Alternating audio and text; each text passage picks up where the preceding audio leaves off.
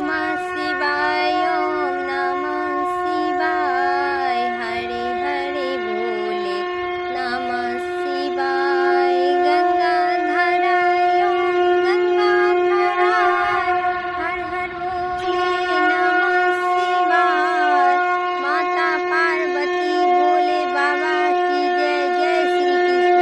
आप सभी के दिन सोमवार के व्रत कथा आप सभी श्रोता भक्त के दिन शुभ मंगलमय हो।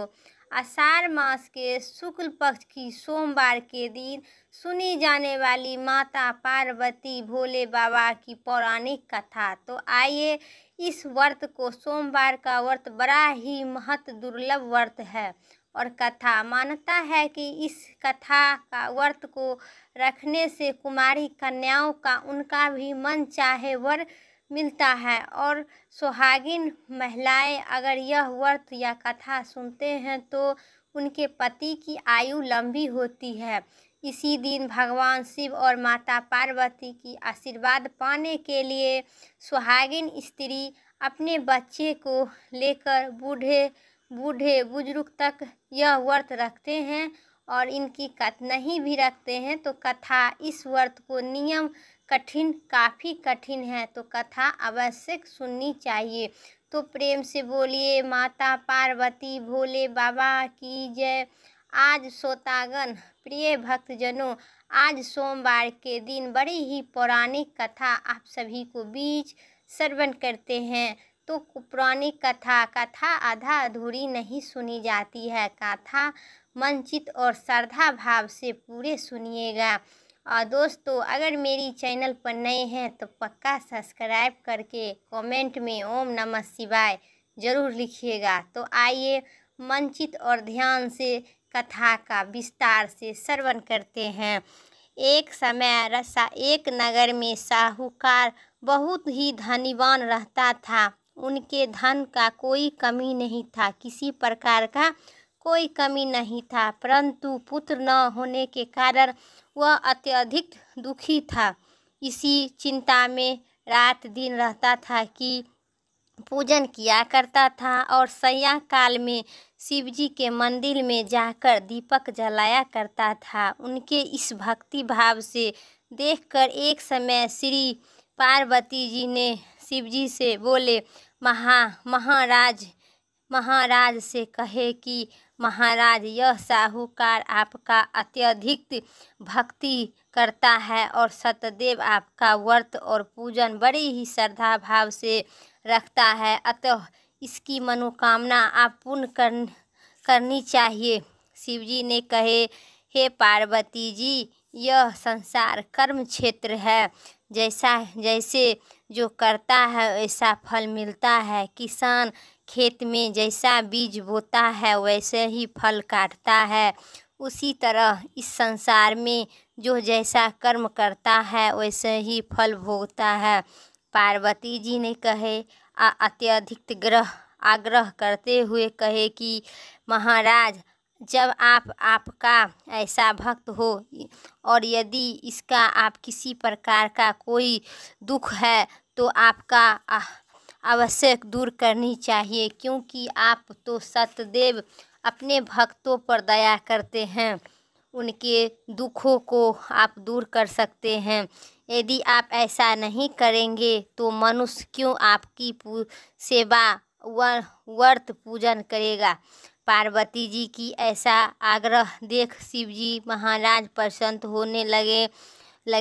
पार्वती जी, इनके कोई पुत्र नहीं है, इसी पुत्र के चिंता में यह अत्यधिक दुखी रहता है। साहूकार इसके भाग्य में पुत्र न होने पर भी इसको आप पुत्र की प्राप्ति का वर देते हैं, परंतु वह केवल 12 वर्ष तक जीवित रहेगा, इसलिए इसका पश्चात वह मृत्यु को प्राप्त होगा।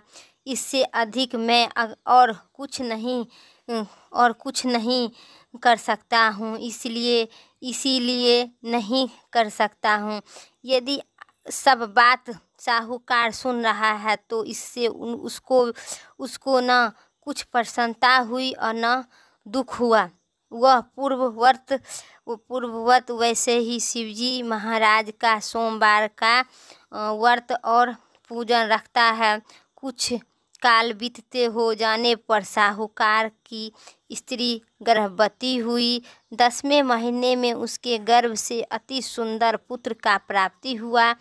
साहूकार के घर में बहुत ही सुखी मनाई गई और परंतु साहूकार ने उसकी केवल 12 वर्ष की आयु जानकर कोई अधिक प्रसन्न नहीं हुआ, नहीं प्रकट हुआ, क्योंकि और न किसी को भेदभाव बताया। जब 11 वर्ष का हो गया तो उसका बालक की माता ने उसे उसके पिता के उसके विवाह के लिए कहा, परंतु साहूकार कहने लगा कि मैं अभी इसका विवाह नहीं करूँगा, काशीपुर पढ़ने के लिए भेज दूँगा।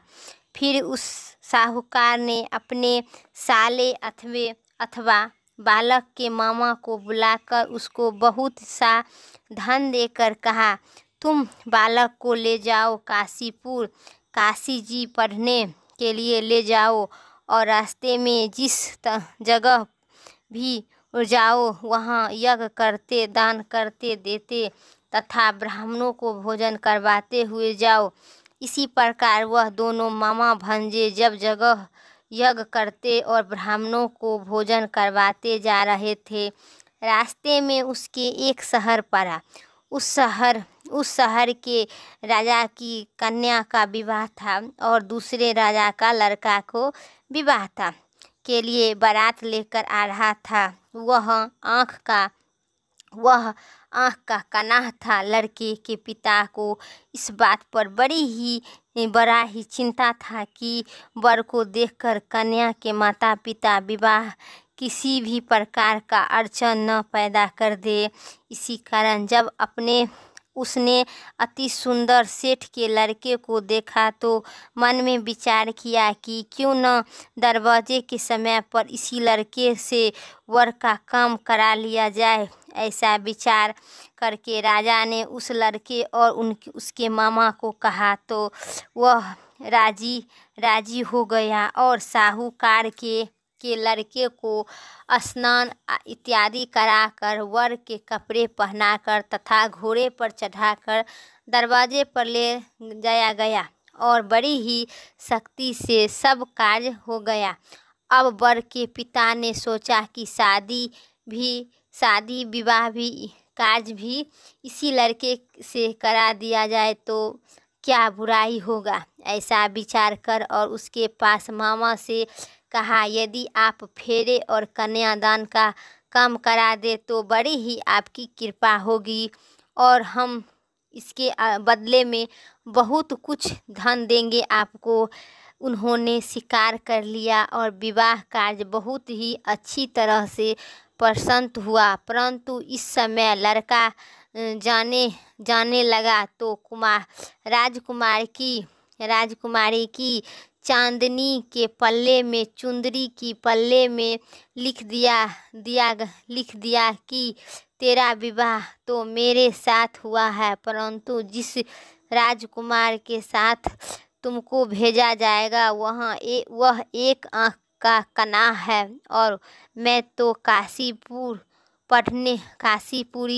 पढ़ने जा रहा हूँ। उसी राजकुमारी ने जब अपनी चुंदरी पर ऐसा लिखा पाया तो उसने राजकुमार के साथ जाने से इनकार कर दिया और कहा कि यह मेरा पति नहीं है, मेरा विवाह इसके साथ नहीं हुआ है, वह तो काशी जी पढ़ने गया है।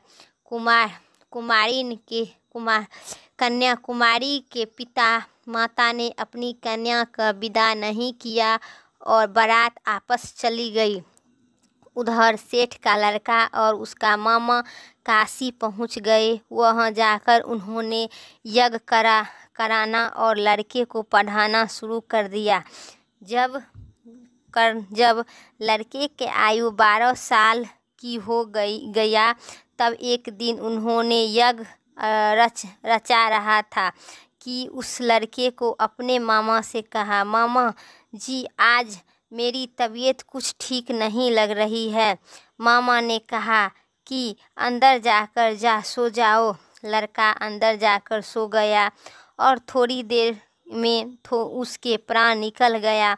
तब मामा ने आकर देखा कि वह तो मुर्दा पड़ा है, तो उसका बड़ा ही दुख हुआ और उसने सोचा कि मैं अभी रोना पीटना मचा दूँ तो यज्ञ कार्य अधूरा हो जाएगा।